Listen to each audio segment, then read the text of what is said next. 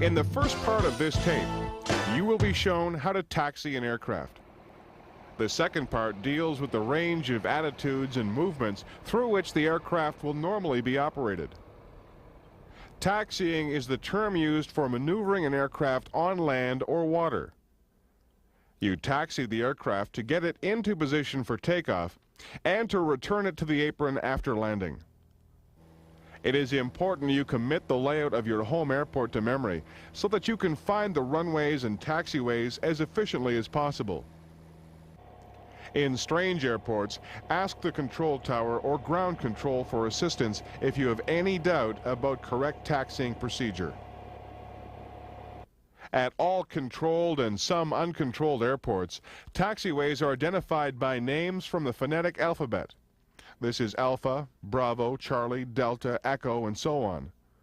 At smaller, less complex airports, they may be identified by numbers. Airports with only one taxiway may have no special identifier at all. When taxiing, be sure to use the anti-collision lights and navigation lights on your aircraft to make it more visible. Clearance to proceed is granted by the tower, and it might sound like this. Extend your taxi across runway 34, hold short of 30, contact tower now 191. The clearance gives you permission to taxi your aircraft to the runway but not onto it. In this example, you do not have to ask permission to cross other runways, but it is your responsibility to make sure they are clear before proceeding across. When the tower wants you to report runway crossings, the controller will say so in your taxi clearance. Now, let's get your aircraft moving. To start taxiing, it takes more engine power than it does to keep the aircraft moving. Reduce the power once the aircraft starts to move. Also, test the brakes to determine what condition they are in. Most single-engine aircraft have steerable nose wheels or tail wheels that are interconnected to the rudder system. Generally, you should be able to move the aircraft on the ground using these wheels alone, without using the brakes to assist turning.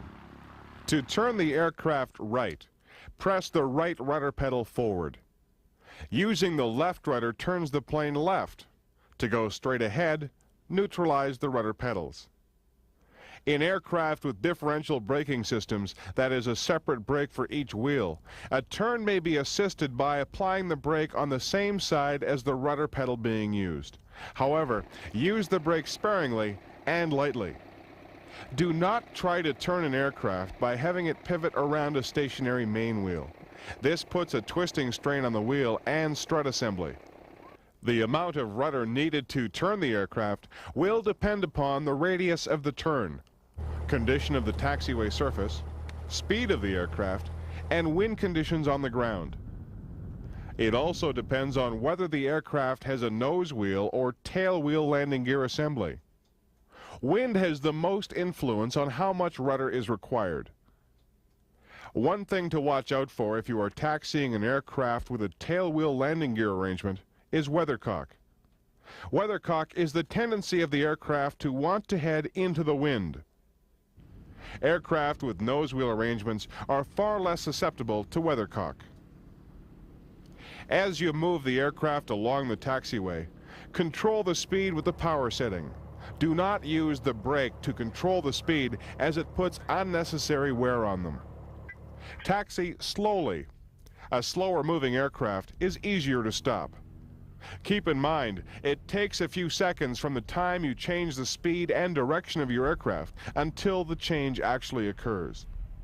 As well, before moving the aircraft, make sure your view of the taxiway is clear. In a tailwheel plane, this may mean zigzagging a bit to make sure there is nothing in your way. As mentioned earlier, wind is the greatest variable in how you will control your aircraft while taxiing. If you are moving directly into a crosswind, turning the control column into the direction of the wind will deflect the ailerons to help you maintain directional control. Applying the rudder will help keep the aircraft from turning into the wind and maintain a straight path down the taxiway. If you want to turn while taxiing into the wind, use the control column to assist you. If you want to turn to the right, turn the control column to the left. For a left turn, you would turn the control column right. Special care is needed when taxiing into quartering winds. Say, for example, you are taxiing due south. Any wind from the northeast or northwest would be a quartering tailwind. When taxiing in strong quartering tailwinds, make sure the elevator is down and the aileron on the side from which the wind is coming is also down. As well, avoid sudden bursts of power and sharp braking. In the case of a strong quartering headwind, the aileron on the side the wind is coming from should be up and the elevator should be neutral. Some makers of nose wheel planes recommend a different use of ailerons in quartering winds. Always follow the manufacturer's recommendations. When you turn from downwinds into the wind, make sure you slow down. This is because speed will aggravate the tendency of the aircraft to turn into the wind.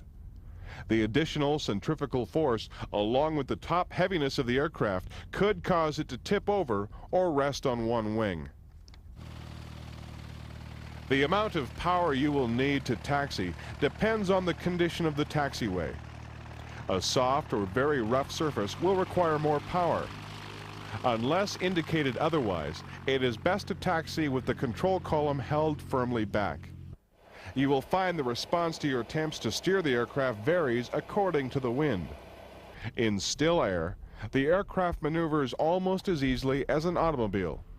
However, in windy conditions, it may take a bit of time between your actions and their effect on the aircraft. Also, if you are taxiing a tailwheel aircraft, you may find the need to anticipate actions before they are required. For example, when turning into the wind, you would have to anticipate the need to apply opposite rudder pressure to slow the turn so that it does not become too sharp. Safety should govern your taxiing speed.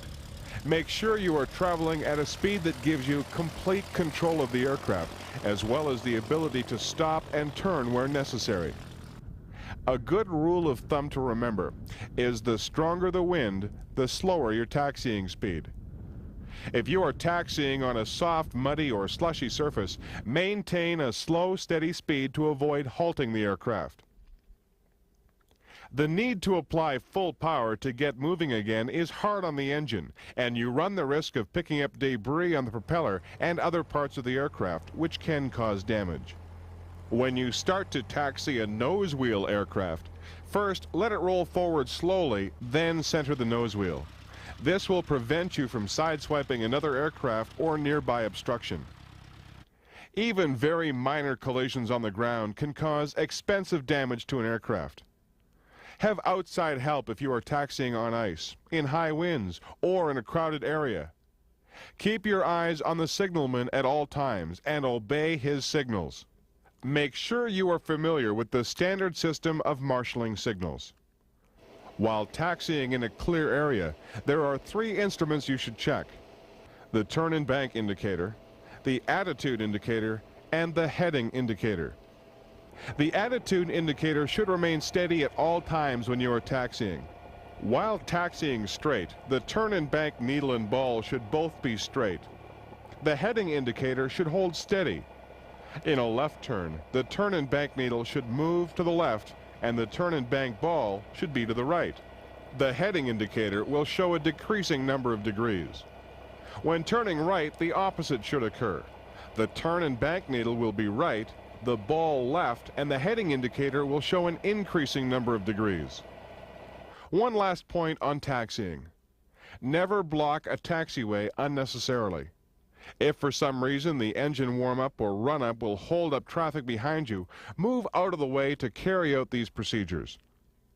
Before moving on to the next section on attitudes and movements, take time to complete these review questions. When taxiing in strong winds, the flight controls must be held in certain positions. Describe the positions for a wind coming from the right rear and then for a wind coming from the front left. When taxiing in strong winds, the flight controls must be held in certain positions. Describe the positions for a wind coming from the right rear and then for a wind coming from the front left. If the wind is coming from the right rear of the aircraft, both the right aileron and the elevator should be down. If the wind is coming from the front left, the left aileron should be up and the elevator neutral. Referring to the previous question, why is it necessary to have the controls in these positions? Referring to the previous question, why is it necessary to have the controls in these positions? Putting the controls in position allows you to maintain directional control in a quartering wind. In this section of the video, you will be shown the range of attitudes of the aircraft and the movements necessary to produce and control them. You will also be shown how to control yaw. All aircraft attitudes are considered as being relative to the horizon. The basic attitude of an aircraft is termed the cruise attitude. It is defined as the attitude necessary for level flight at a constant altitude and airspeed, using a power setting recommended for cruise range. At cruise altitude, the wings are parallel to the horizon. Cruise attitude is the datum or reference point to which all other attitudes of flight are related. The attitudes of flight are grouped in two categories: pitch attitudes and bank attitudes. Pitch is the movement of the aircraft around its lateral axis. A pitch attitude is any attitude of the nose above or below the reference datum. If the nose is above the datum, the aircraft has a nose-up attitude. If the nose is below the datum, it has a nose-down attitude. The pitch attitude will be reflected on the flight instruments. In a nose-up attitude, you will notice a decrease in airspeed and the aircraft will be above the horizon bar of the attitude indicator. Conversely, in a nose-down attitude, the airspeed increases and the aircraft drops below the horizon bar of the attitude indicator. Pitch is produced and controlled by the elevators. When you raise the elevators by pulling back on the control column, the nose pitches up. If you push forward on the control column to lower the elevators, the nose pitches down. Bank attitudes refer to the attitude of the wings relative to the datum. It is caused by the rolling movement of the aircraft around the longitudinal axis and is produced and controlled by the ailerons. Again, you will see the banking attitude reflected on the instruments. When an aircraft is banked, the aircraft in the attitude indicator will be banked in relation to the horizon bar. The turn and bank indicator needle will be deflected in the direction of the turn. In a coordinated turn, the ball will be centered. The heading indicator will show a change in direction. For left turns, it will show decreasing degrees of heading. For right turns, you will notice an increase in degrees of heading. As mentioned earlier, the banking attitude is produced and controlled by the ailerons. The ailerons are controlled by the right and left movement of the control column. When the control column is turned right, the aircraft rolls to the right. Turning the control column to the left causes the aircraft to roll to the left. During flight, you might put the aircraft in both a pitch and banking attitude. The instruments will reflect a combination of what we have already shown you. Let's use the example of a coordinated bank to the right in a nose-up attitude.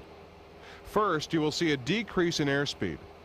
The aircraft will be above the horizon bar on the attitude indicator. Because you are climbing, you will note the altimeter showing a constant increase in altitude. The needle on the turn and bank indicator will deflect to the right and the ball will be centered. The heading indicator will show increasing degrees of heading.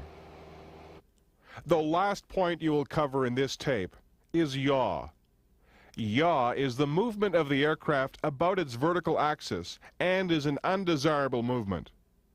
It is caused by turbulence, power changes, side slip, aileron drag, or improper use of the rudder. Yaw is controlled by the rudder, not produced by it. If yaw is not controlled, the aircraft will slip or skid and may ultimately roll. To maintain balanced flight, it is necessary to control yaw. Now, take the time to review the attitude and movements. When at cruise RPM, what indicated airspeed can you expect in that aircraft? When at cruise RPM, what indicated airspeed can you expect in the aircraft? This will vary from aircraft to aircraft. The cruising range is outlined in the manufacturer's manual. When placing an aircraft in a banked attitude, what movements do you use? When placing an aircraft in a banked attitude, what movements do you use? When an aircraft is banked, it moves about its longitudinal axis. This movement is known as roll and is controlled by the ailerons. The ailerons are operated by turning the control column to the left or the right. How is yaw prevented? How is yaw prevented? The yawing movement may be prevented and controlled by the use of the rudder.